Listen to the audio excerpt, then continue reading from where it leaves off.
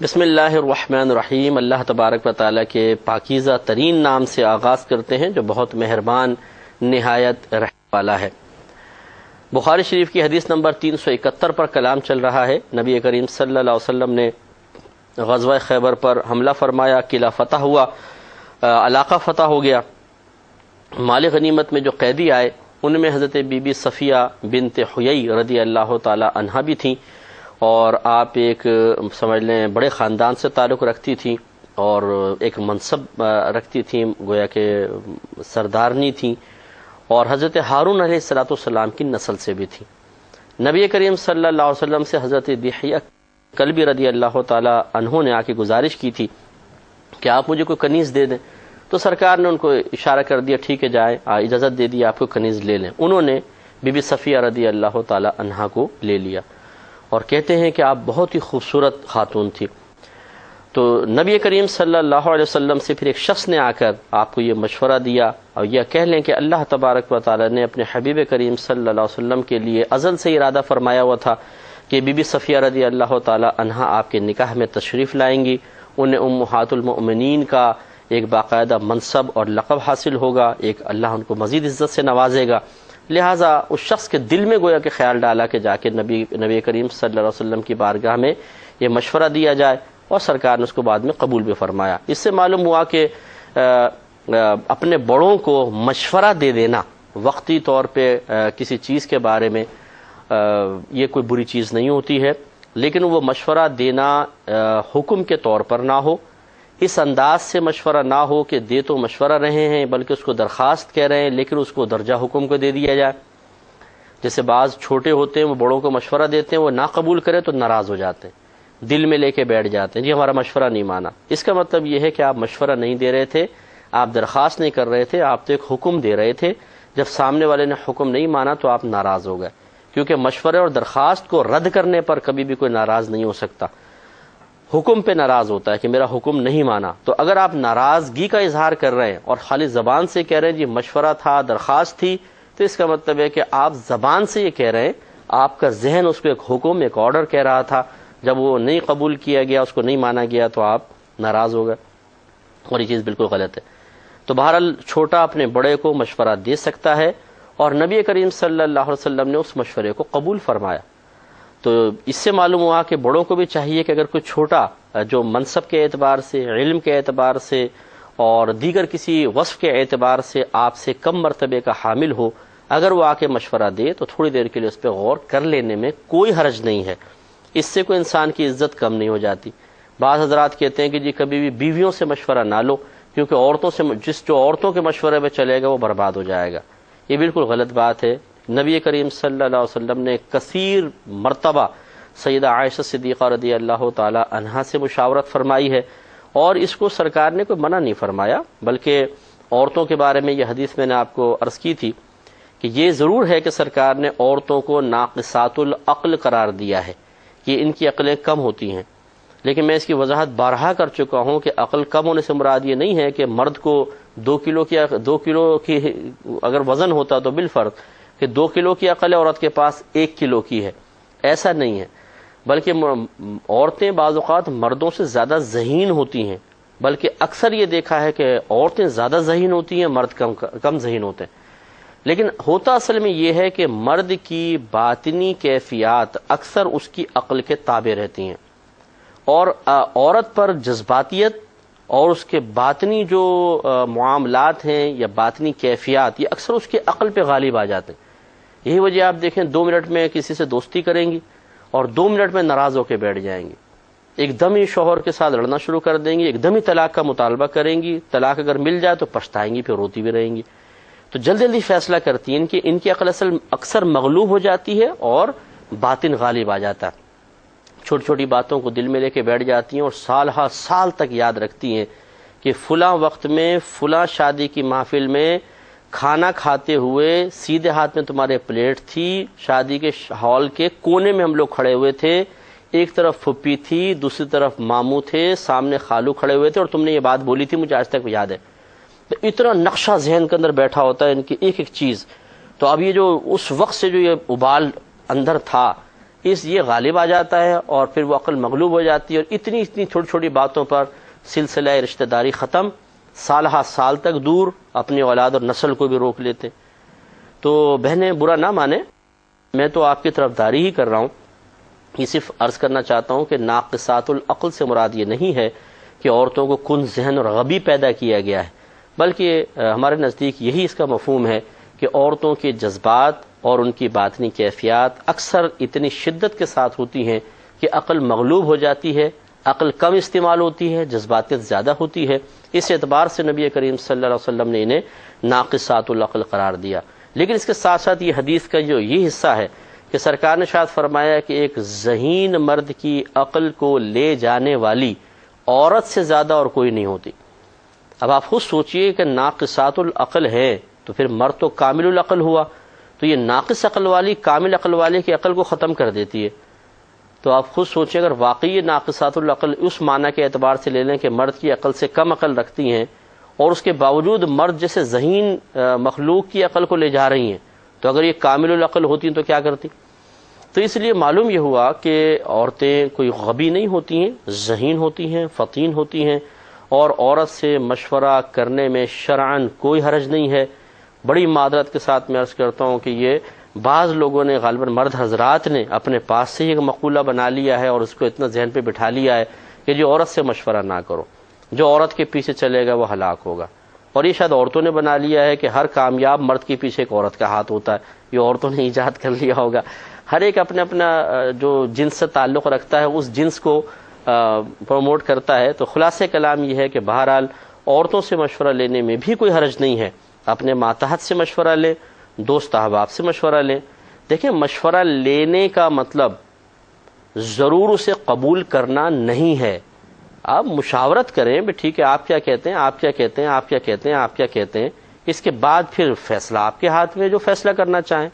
لیکن ہوتا یہ ہے کہ جو انسان، اگر کوئی بھی انسان ہو بہت زیادہ ذہین بھی ہو، تب بھی بعض اوقات ایسا ہوتا ہے کہ کسی چیز کے مختلف پہلو ہوتے ہیں۔ مثلا ایک چیز کو 10 پہلوؤں سے دیکھنا چاہیے، لیکن ہماری نظر 5، 6، 7، 8 تک پہنچتی ہے، 2 پہلو پھر بھی مخفی رہ جاتے ہیں۔ اور یہ اللہ تبارک و تعالیٰ کی مرضی ہے، چاہے تو 8 پہلو آپ پر منکشف کر دے اور 2 مجھ پر کر دے۔ تو اب یہ سوچنا کہ اگر میرے ذہن میں 8 آ گئے تو میں بولوں بس 8 کے بعد کچھ بھی نہیں ہوگا، میں اتنا ذہین فطین ہوں کہ ہر پہلو میں نے کور کر لیا، ایسا نہیں ہو سکتا ہے۔ بہتر ہے کہ ہم سب سے پوچھ لیں، ہو سکتا ہے کہ 1-2 پہلو اور سامنے آ جائیں تو بولے اوہ یار واقعی اس طرف تو میری توجہ نہیں گئی تھی۔ تو اچھا ہے کہ پھر 100% کامل طریقے سے آپ کو کام کریں۔ اور یہ ہم نے دیکھا ہے کہ بہت سارے گھر ایسے ہیں، اور جو ہمیں سن رہے ہیں ان میں بھی ایسے بہت سارے گھر ہوں گے کہ گھر کے سرپرست باقاعدہ خواتین سے مشورہ لیتے ہیں، اور بہنوں کے مشورے سے کوئی کام شروع کرنا، کہیں رشتہ وغیرہ کرنا، دیگر اور معاملات کرنا، اور اس میں وہ کامیاب بھی ہوتے ہیں، انہیں بہت اچھا رزلٹ ملتا ہے اور بہت اچھے انداز سے وہ کسی بہتر نتیجے پہ پہنچ کر فائدے حاصل کر لیتے ہیں۔ خلاصہ کلام یہ ہے کہ نبی کریم صلی اللہ علیہ وسلم نے اپنے صحابہ کرام سے مشاورت باقاعدہ فرمائی، یہاں تو یہ خود آئے اور مشورہ دے دیا، ورنہ جیسے غزوہ احد کا معاملہ ذہن میں لائیں، سرکار نے سب صحابہ کو بلایا، یعنی اکثر صحابہ، بڑے بڑے صحابہ آئے وہاں پر، اور سرکار نے فرمایا بھی کیا کہتے ہیں، مدینے کے اندر رہ کر مقابلہ کیا جائے یا باہر نکل کر؟ اور نبی کریم صلی اللہ علیہ وسلم نے پھر مشورہ تن ہی فرمایا، میرا مشورہ یہ ہوگا کہ ہم شہر میں رہ کر دفاع کریں۔ لیکن وہ نوجوان صحابہ جو غزوہ بدر میں شریک نہیں ہوئے تھے، اور ان کو بڑا قلق تھا، بڑا افسوس تھا کہ اس وقت ہم چھوٹے تھے، کاش ہم تھوڑے صحیح ہوتے، بڑے ہوتے تو ہم غزوہ بدر میں حصہ لے کر اور بدری صحابہ کا لقب پا لیتے۔ تو انہوں نے خواہش کا اظہار کیا، نہیں یا رسول اللہ ہم باہر نکل کے مقابلہ کریں گے۔ جب ان کا اصرار بڑھا تو سرکار اندر تشریف لے گئے، اور جنگ کے آلات وغیرہ جو بھی چیزیں ہوتی ہیں وہ پہن کر باہر تشریف لائے۔ اتنی دیر میں بڑے ان چھوٹوں کو، نوجوانوں کو سمجھا چکے تھے کہ دیکھو جب سرکار مشورہ دے رہے ہیں کہ مدینے میں رہ کر دفاع کرنا ہے، تو کیا تمہاری عقلیں، تمہاری ذہانت نبی کریم سے زیادہ ہیں؟ تمہیں اطاعت کرنی چاہیے، کہنا ماننا چاہیے۔ انہوں نے کہا جی صحیح ہے۔ سرکار تشریف لائے، سب نے عرض کیا رسول اللہ ہم اس پہ راضی ہیں کہ آپ مدینے میں ہی مقابلہ فرمائیں۔ سرکار نے ارشاد فرمایا کہ نہیں، جب کوئی نبی ہتھیار اٹھا لیتا ہے اور آلات جنگ اختیار کر لیتا ہے، جیسے زرہ پہن لی ہے، خود وغیرہ پہن لیا ہے، تو سرکار نے فرمایا پھر اس کے لیے جائز نہیں ہے کہ وہ ان کو اتارے، لہذا اب تمہارے مشورے کے مطابق باہر جا کے ہی جنگ ہوگی۔ تو تو دیکھیں سرکار نے مشورہ قبول فرمایا، باقاعدہ مشاورت فرمائی، حالانکہ سرکار سے زیادہ عقل والا کون ہوگا؟ مدارج النبوت اٹھا کے پڑھ لیں، انہوں نے لکھا ہے کہ تمام مخلوق کی عقل ایک طرف اور نبی کریم صلی اللہ علیہ وسلم کی عقل مبارکہ ایک طرف رکھے تو آپ کی عقل مبارکہ تمام مخلوق کی عقل پر غالب آئے گی۔ اتنا اللہ تعالیٰ نے نور عقل آپ کو عطا فرمایا تھا۔ خلاصہ کلام یہ ہے کہ اپنے چھوٹوں سے مشورہ قبول کرنے میں، مشورہ لینے میں، قبول کرنا ضروری نہیں، مشورہ طلب کرنے میں، مشورہ لینے میں، مشورہ سننے میں کوئی حرج نہیں ہے۔ اگر آپ ہمارا یہ مشورہ مان لیں، میں بھی ایک چھوٹا سا آدمی ہوں، آپ کی خدمت میں عرض کر رہا ہوں کہ ہمارا یہ مشورہ مان لیں، انشاءاللہ آپ کو بہت فائدہ ہوگا کہ جب آپ کوئی کام کرنا چاہیں تو آپ 2 4 10 آدمیوں سے مشورہ کر لیں، ہمیں کیا کہتے ہو، اگر کوئی یوں کرنا چاہے تو تم کیا کہتے ہو، یہ نہیں بتائیں کہ میں کرنا چاہتا ہوں، ایسے پوچھنے میں اگر بالفرض کوئی یہ کام کرنا چاہے کیا کہتے ہیں آپ، بہتر رہے گا، کیا مشورہ دیتے ہو؟ آپ یہ دیکھیں گے بہت سے لوگ اتنے ذہانت والا مشورہ دیں گے کہ آپ کہیں گے ارے واہ یہ بات تو میرے ذہن میں نہیں آئی تھی، اور اس سے پھر فائدہ حاصل ہوگا۔ تو جب انہوں نے عرض کیا رسول اللہ صلی اللہ علیہ وسلم کے صفیہ بنت حیی رضی اللہ تعالی عنہا یہ قریظہ اور نذیر کی سردار ہیں، قبیلوں کی سردار ہیں، اور آپ نے حضرت دحیہ کلبی رضی اللہ تعالی عنہ کو یہ دے دی ہیں، تو وہ فقط آپ کے لیے صلاحیت رکھتی ہیں۔ دیکھیں الفاظ کیا ہے، لا تصلح الا لک، یا رسول اللہ وہ فقط آپ کے لیے ہی صلاحیت رکھتی ہیں، اتنی بڑی سردارنی ہے اور آپ کا منصب بھی سب سے بڑا ہے، تو وہ آپ ہی کے لائق ہیں، آپ لے لیجئے۔ تو سرکار صلی اللہ علیہ وسلم نے حضرت دحیہ کلبی رضی اللہ تعالی عنہ کو پیغام بھجوایا کہ ان کے ساتھ آپ ہمارے پاس آئیں، وہ تشریف لائیں، سرکار نے ان پہ نظر فرمائی۔ تو اب نظر فرمائی، ابھی شادی نہیں ہوئی ہے، نظر فرمائی، اس سے ظاہر ہوتا ہے، اور یہ ایک حدیث میں ہے بھی باقاعدہ کہ ایک صحابی نے عرض کیا رسول اللہ صلی اللہ علیہ وسلم میں ایک فلاں عورت سے نکاح کرنا چاہتا ہوں، تو آپ نے شاید فرمایا کہ کیا تم نے اس کو دیکھ لیا ہے؟ عرض کیا رسول اللہ دیکھا تو نہیں، فرمایا جا کر دیکھ لو، کیونکہ یہ نکاح سے پہلے تمہارا اس کو دیکھنا یہ بعد میں تمہارے موافقت، یعنی دل کے میلان اور طبیعتوں کے موافق ہونے اور محبت میں اضافے کا سبب بنے گا۔ یہ صحیح حدیث ہے، صحیح ستہ میں موجود ہے، جس سے فقہا نے نتیجہ نکالا کہ اگر کوئی شادی سے پہلے لڑکی کو دیکھنا چاہے تو ایک نظر اس پر ڈال سکتا ہے، تاکہ دیکھ کر اس کو دل مائل ہو رہا ہے نہیں ہو رہا ہے یہ پہلے سے اس کو پتہ چل جائے، اور پھر اگر قبول صورت کوئی ہوتی ہیں، اچھی مثلا دل کو پسند آئی کوئی عورت، تو پھر محبت بھی بیدار ہو جاتی ہے اور یہ آگے چل کر اچھا رہتا ہے۔ اس کے برعکس اگر کوئی بالفاظ نہ دیکھے اور بعد میں خدا نخواستہ کسی وجہ سے پسند نہ آئے تو بے رغبتی کا سبب بنے گا، پھر یہ بھی گناہ گار ہوگا، دوسری کی بچی پہ ظلم متحقق ہوگا، اس بیچاری کی دل آزاری ہوگی، اس لیے دیکھ لینے میں کوئی حرج نہیں ہے۔ تو بعض گھر ایسے ہوتے ہیں، لیکن ایسے ہوتے ہیں کہ وہ بچیوں کا دکھانا شادی سے پہلے کسی کو سخت معیوب سمجھتے ہیں، تو عرف کے اعتبار سے اگر کوئی ایسا کرتا بھی ہے تو کوئی گناہ نہیں ہے، یہ کوئی فرض یا واجب نہیں ہے۔ اگر لڑکا کہے کہ میں دیکھنا چاہتا ہوں تو ہم دکھائیں ضرور، ٹھیک ہے، نہیں دکھانا چاہتے اس میں پھر اور طریقے ہوتے ہیں کہ لڑکا کسی قابل اعتماد عورت کو جو اس کی پسند کو سمجھتی ہو یہ بیان کر دے میں اس کس قسم کی لڑکی کو چاہتا ہوں، یہ چیزیں جا کر دیکھ لینا اس میں ہے یا نہیں ہے، تو وہ عورت جا کر دیکھ لے، سمجھ میں آئے آ کے بتا دے بھئی یہ اس میں اوصاف ہیں، پسند آئے تو ٹھیک ہے، نہیں پسند الگ بات ہے۔ بعض لوگ تصاویر دے دیا کرتے ہیں، اس کو معیوب نہیں سمجھتے ہیں تو تصویر دیکھ لی جائے، یہ بھی ہو سکتا ہے۔ تو بہرحال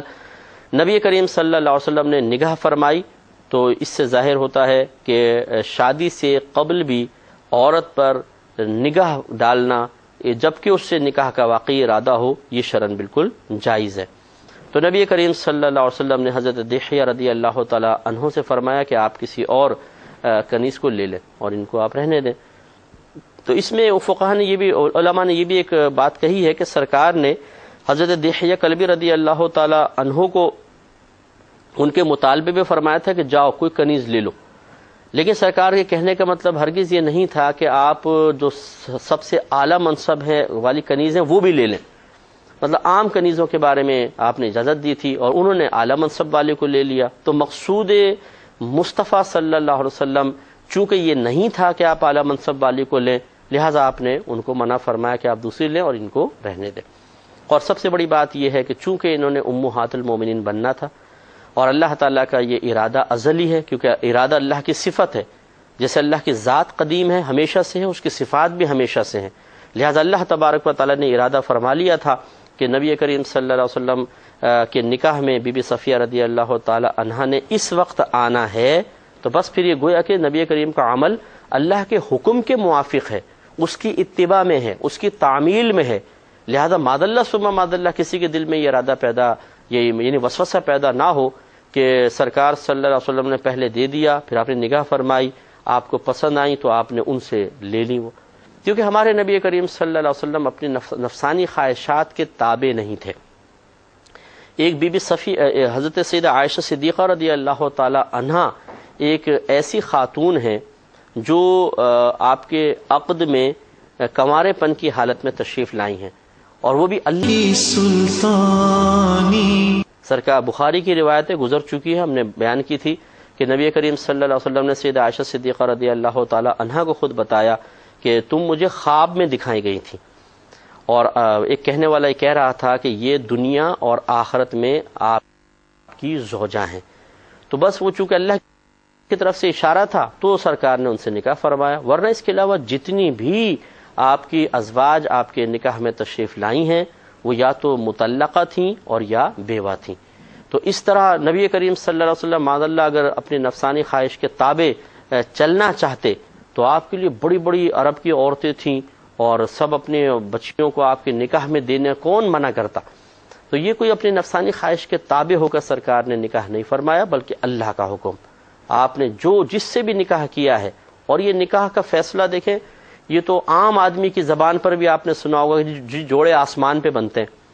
یہ ایسے لفظ کہنا نہیں چاہیے، جوڑے آسمان پر نہیں، اللہ تبارک و تعالیٰ کے ارادے سے بنتے ہیں، اللہ کے فیصلے سے۔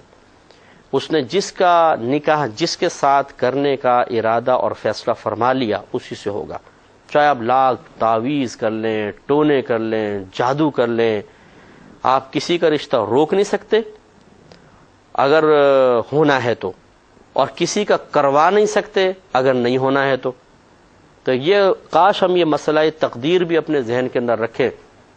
بہت سے لوگ ہم سے پوچھتے ہیں جی فلاں رشتہ بڑا اچھا لگ رہا ہے، مفتی صاحب لڑکی کے والدین منع کر رہے ہیں، ہم جادو ٹونا کر کے کروا لیں شادی، اور بعض کہتے ہیں کہ نہیں ہم چاہتے ہیں کہ ان کا رشتہ نہ ہو، ہمارے بچے کا ہو جائے تو ہم توڑوا دیں ان کا رشتہ کسی طریقے سے۔ ارے بھائی یہ کوششیں آپ کی غیر مناسب ہیں،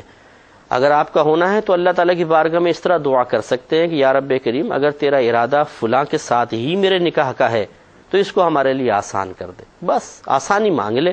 باقی یہ آپ کی دعاؤں سے کوئی ایسا نہیں ہے کہ وہ کسی ایک لڑکی اللہ نے ارادہ کیا ہو کہ فلاں کے نکاح میں جائے اور آپ کی دعا کی وجہ سے اللہ تعالیٰ معاذ اللہ اپنے ارادے کو بدل دے، اس کو محروم کر دے، آپ کو عطا فرما دے۔ یہ وہی لوگ بیچاروں کا ذہن ہوتا ہے جنہوں نے اپنے دین کو پڑھنے اور سمجھنے کی زحمت گوارا نہیں کی ہے، بالکل بیچارے کورے ہوتے ہیں دین سے، مسئلہ تقدیر ان کو نہیں معلوم ہوتا، اور وہ اتنی غلط حرکتیں کر رہے ہوتے ہیں جس کی کوئی انتہا نہیں۔ اللہ تعالیٰ رحم فرمائے۔